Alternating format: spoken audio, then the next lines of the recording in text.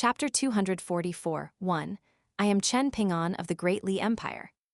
Song Yushao had only just retrieved his sword from under the waterfall the day before.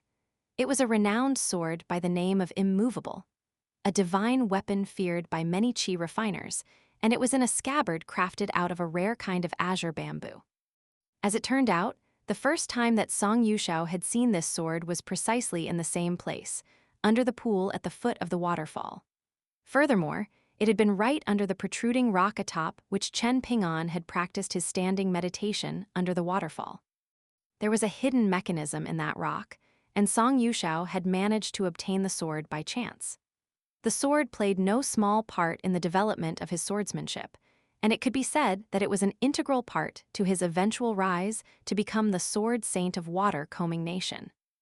After reading through countless scriptures, Song Yushao had finally found a record pertaining to this sword. It was said that the sword had been forged by a martial god from another continent, but it had later become lost in Eastern treasured Vile continent, and it was said to be capable of splitting mountains and vanquishing great evil. Following the passing of Song Gaofeng, Song Yushao had taken his son's sword, and his original sword had been returned to its former resting place in the rock. At this moment, this very same sword was strapped to Song Yushao's waist as he stood and confronted the army before him, which had slowed down drastically. True to the sword's name, he was standing like an immovable mountain with no fear on his face whatsoever. Out of this formidable army of close to 10,000 troops, there were 3,000 elite cavalry that had been selected from Chu Hao's personal army, and all of them were battle-hardened border veterans.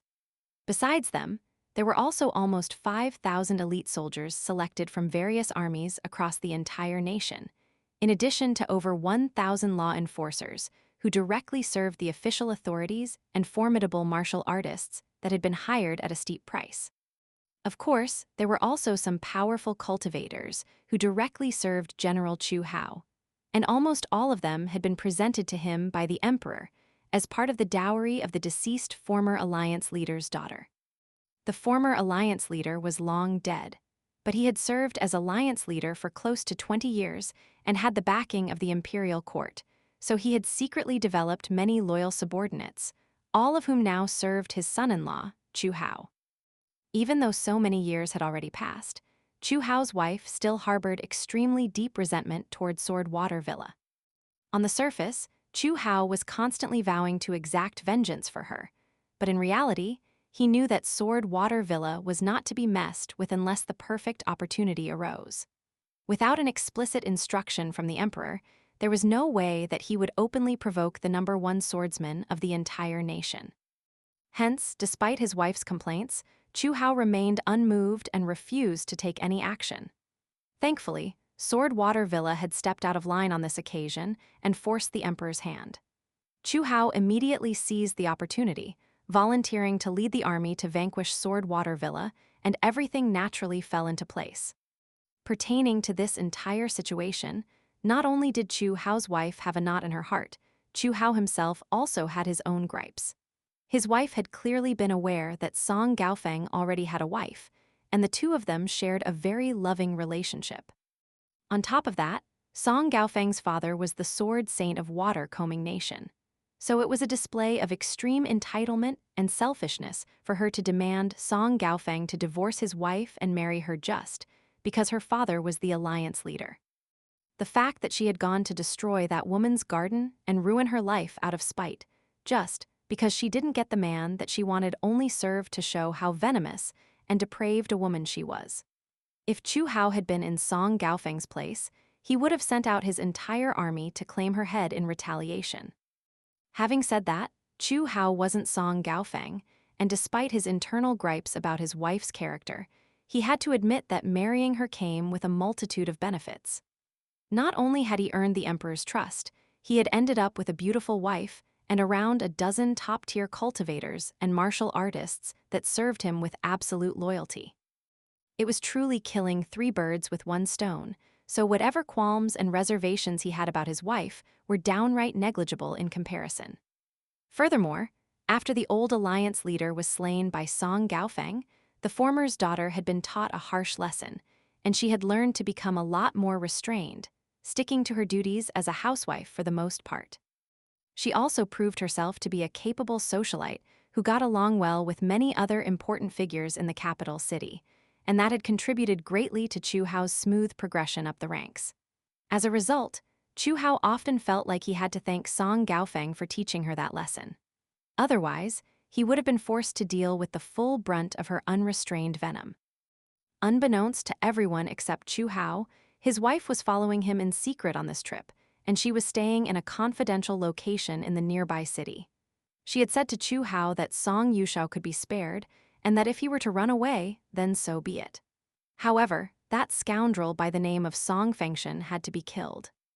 Once he was dead and cremated, she would personally take his ashes in an urn to the grave of Song Gaofeng and his wife, then smash the urn in front of them, forcing them to witness the end of their lineage. There was truly no one more cruel than a woman scorned, but in Chu Hao's eyes, this was a good thing. Chu Hao held onto the reins of his horse with one hand, while shielding his eyes from the sun with the other, as he continued to peer into the distance in a leisurely fashion.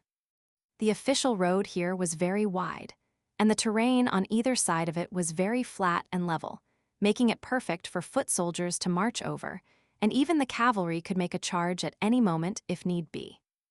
In Chu Hao's eyes, Song Yushao was just a senile old geezer who was used to reigning supreme in water-combing nation, but didn't have even half a clue when it came to battlefield tactics.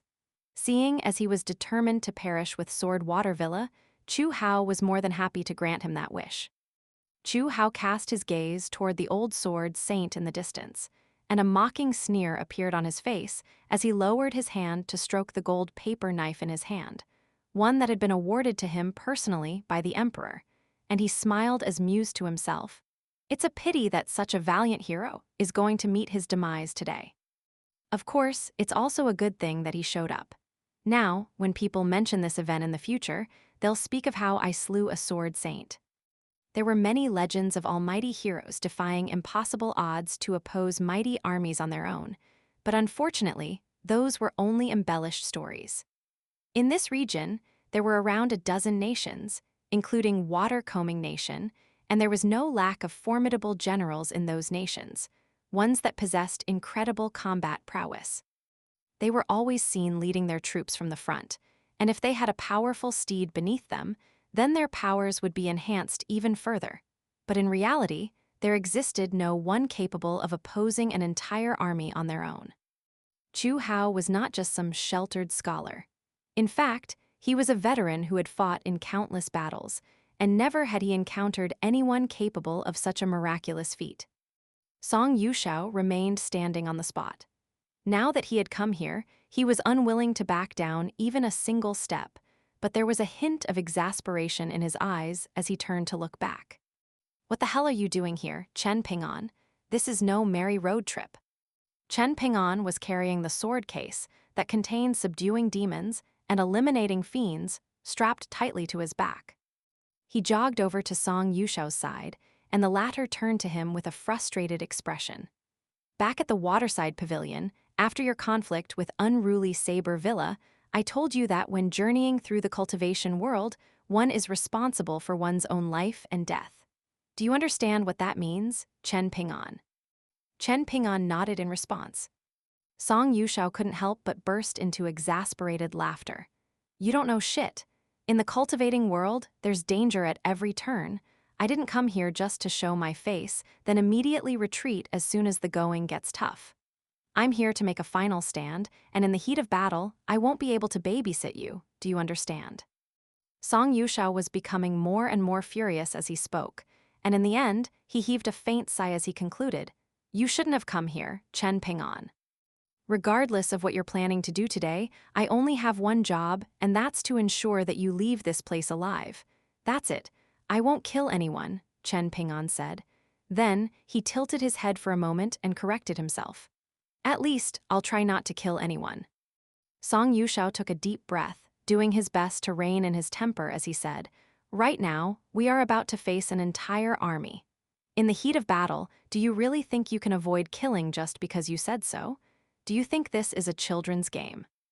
In an army, there are thousands of cavalry that can storm at you from all directions and endless foot soldiers to stand in your way, not to mention the thousands of archers taking aim at you, ready to let loose volleys of arrows at the drop of a hat. On top of that, there are around a dozen formidable cultivators directly under Chu Hao's command, as well as a group of master archers who can shoot with exceptional power and accuracy, all of whom are considered to be important assets to the imperial court when it comes to dealing with master martial artists and qi refiners. Even for someone like me, I won't be able to avoid severe injury if I get struck by an arrow in the vitals. If they're really that formidable, then have you come here just to surrender your own life? Chen Ping'an asked. I'm going to try and go after their general, Chu Hao, Song Yushao explained. I'm going to capture him before they have a chance to strike me down, and once I do that, this army will be without a leader. After that, I'll force Chu Hao to hand over that woman. If I'm on my own, my chances of success will be about 50%, but if you rush into battle with me, as soon as we get surrounded, you'll only become a burden to me. Listen to me and return to the villa right away, then take your 2 friends and get as far away from this place as you can. Song Yushao raised his head to bask his face in the sunlight, and it was a bright and sunny summer's day, a perfect day to be making a final stand. A faint smile appeared on his face as he turned back to Chen Ping'an with a smile and said, I appreciate the gesture, Chen Ping'an, but regardless of whether I die here today or whether Sword Water Villa falls or survives, I can look back on my life and say that I have no regrets. Is that not enough? I'd say that's more than enough. Chen Ping'an patted the wine gourd strapped to his waist as he said with a bright smile, I'm not trying to boast, but when I run at full tilt, I'm definitely faster than all of those horses. On top of that, I have some life-saving trump cards up my sleeve, so you don't have to worry about me. Just focus on taking down Chu Hao, and I can take care of myself. If I weren't capable of that, then I wouldn't have shown up today at all. Song Yushao's temper finally boiled over again, and he had to fight the urge to swat Chen Ping'an on the head as he yelled, Idiot! Do you really think that shitty little gourd of yours is a sword-nurturing gourd? Even if it is a legendary sword-nurturing gourd, how will it be of any use to you, a pure martial artist? Chen Ping'an adjusted his position so that he was standing behind Song Yushao, concealing himself from the opposing army, then patted the sword-nurturing gourd strapped to his waist as he said, Someone's looking down on you first. Why don't you come out and prove them wrong? Song Yushao was completely rooted to the spot. What the hell is he doing? Nothing's happening. A slightly awkward look appeared on Chen Ping'an's face as he called out, 15th. A streak of green sword light instantly flew out of the sword-nurturing gourd like lightning. It was a sleek and compact little sword that was glittering and translucent, and it emerged in between Chen Ping'an and Song Yushao, then began to slowly whiz around from side to side, as if it were seeking the approval of its master. At this point, Chen Ping'an was already well aware that out of the 2 swords in his sword-nurturing gourd, 15th was very gentle and obedient, following Chen Ping'an's every command, and it was like a sweet and caring pet. As for first, sometimes, Chen Ping'an wasn't sure if he was its master or if it was his master. It refused to heed Chen Ping'an's call unless he was in life-threatening danger or if there was something that caught its interest. However, Chen Ping'an had come to accept this, rather than yearning for First to be as obedient as First. At the very least, First had never defied him when it truly mattered. You're telling me this really is a sword-nurturing gourd? Song Yushao exclaimed with a stunned expression. Chen Ping'an merely gave a wide smile in response. However, the surprise on Song Yushao's face then faded as he reverted back to a solemn expression, patting Chen Ping'an on the shoulder as he said, You have an extremely bright future ahead, Chen Ping'an. Do not throw away your life for nothing here. Go, I'm already very touched that you decided to accompany me this far. The path ahead of you is a very smooth one, and you're blessed with powerful treasures, so you need to cherish your life even more. Get out of here, and don't make me repeat myself again. Otherwise, I'm going to beat the crap out of you before that army even has a chance to get to you. Do you hear me? However, when it came to stubbornness, Song Yushao had met his match, and Chen Ping'an refused to back down as he declared in a solemn expression. I, Chen Ping'an, come from Clay Vase Alley of Locust Yellow County of the Great Li Empire's Dragon Spring Prefecture, and I'm on a journey to see what this world has to offer, so don't try to stop me." "You're a hopeless idiot," Song Yushao exclaimed as he burst into laughter. Chen Ping'an took a step forward so that he was standing directly beside Song Yushao, then said, "Also, I owe you a hot pot meal." Even though Song Yushao was looking into the distance, he was still concerned about Chen Ping'an, and he asked, "Will you really be able to get away if things take a turn for the worse?" Chen Ping'an nodded in response. "Not only do I have my sword nurturing gourd and flying swords to protect me, I made 20-inch movement talismans last night, so if I have to run, I guarantee that my speed will be unmatched, and I'll be impressing even myself." This sounded like a joke, but as Song Yushao turned to examine Chen Ping'an's expression, he found that the boy was completely serious. Song Yushao was very reassured to see this, and he gripped the hilt of his immovable as he declared, "All right, then I'll be waiting for you to treat me to that hot pot meal." "If we eat hot pot at the restaurant, can we bring our own wine?" Chen Ping'an suddenly asked. Even though he had had a sword-nurturing gourd, a pair of flying swords, and a stack of inch movement talismans at his disposal, he was still the same stingy little miser that he had always been. "Of course you can. Who's going to stop you?" Song Yushao chortled, then rushed forward as he drew his sword out of his scabbard and declared, "I'll be going on ahead. All you have to do is watch my back for me." On one side was a formidable army of 10,000, while on the other side were only 2 people. Despite how lopsided an affair this was, it was actually the army that was far more tense and nervous than their 2 opponents. In particular, some of the younger and less seasoned soldiers were trembling slightly from the tension in the air. In the face of just 2 opponents, all they had to do was wear them down into exhaustion and eventually death. There was no real need to strategize. The cavalry would lead the charge and form an encirclement, while the archers would provide support from afar, launching volleys of arrows to prevent Song Yushao from escaping. After that, the foot soldiers would storm onto the scene, with the front row of soldiers forming a barricade of shields, while the foot soldiers behind them attacked with long spears through the gaps between the shields. Aside from the standard bows used by the archers in the army, there were also several dozen divine bows that had been taken from water-combing nations' imperial vault. These divine bows had been crafted by Mohist artisans, and they had always been given to the best archers that the army had to offer. The tips of the arrows used had cloud runes engraved upon them, while the shafts of the arrows were crafted from iron essence, while the fletching was fashioned from golden falcon feathers. Each arrow was extremely sturdy and heavy, making them too unwieldy for the average archer. Only exceptional martial artists possessed the strength required to fully draw these bows, and the arrows shot from these bows were far faster, more powerful, more accurate, and went farther than arrows shot from the average bow. Last but not least, there were 20 formidable cultivators gathered around Chu Hao to form a protective encirclement. With all these obstacles standing in Song Yushao's way, getting to Chu Hao was going to be no less difficult than ascending to the heavens. Chu Hao knew that victory was firm within his grasp. Just the 3,000 elite cavalry from his personal army alone would have been more than enough to deal with Song Yushao, and they were battle-hardened veterans who were fearless and willing to tackle the enemy head-on. However, that didn't mean that the rest of the troops would also be so fearless. As a seasoned veteran himself, Chu Hao was well aware of this.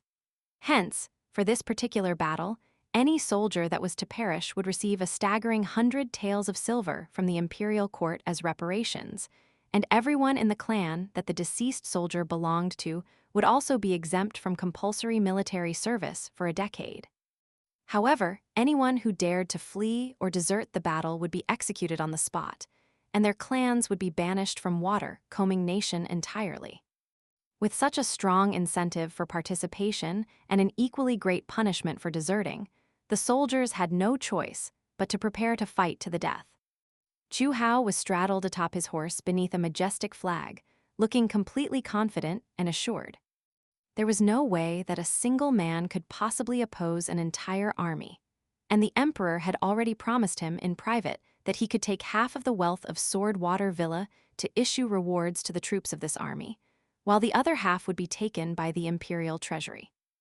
However, Chu Hao would have to cover the rest of the expenses of this march, and he was not permitted to turn to the Ministry of War or the Ministry of Revenue for financial aid.